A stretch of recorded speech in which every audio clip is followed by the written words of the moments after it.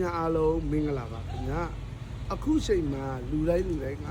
စီးပွားရေးအခက်အခဲတွေကိုအောင်မြင်ဖို့စီးပွားရေးအကျက်တဲတွေကိုပြေလည်စေဖို့ရင်ဆိုင်နေရတဲ့အချိန်ကာလတစ်ခုရောက်ရှိလို့နေရတယ်ဗျအဲ့ဒီစီးပွားရေးအခက်အခဲငွေကြေးအခက်အခဲတွေပြေလည်စေဖို့ဆရာပညာနဲ့မိတ်ဆွေများအားလုံးအစဉ်ပြေစေတဲ့အတွက်ရတရားလေးတစ်ခုဒါနပြုပါမယ်ဗျအဲ့ဒီရတရားလေးကတော့လွယ်ပါလေဗျမိမိနေဘုရားမှာဖြစ်စေတကိုးကြီးဘုရားတဆူဆူမှာဖြစ်စေတွားရောက်ရေးဆရာအခုပေးမဲ့ရတရားလေးကိုပြုလုပ်လို့ရပါတယ်ဗျပြုလို့ရမယ့်ရတရားလေးကတော့ဒီလိုတပတ်လေးအသေးနေအကြီးနေ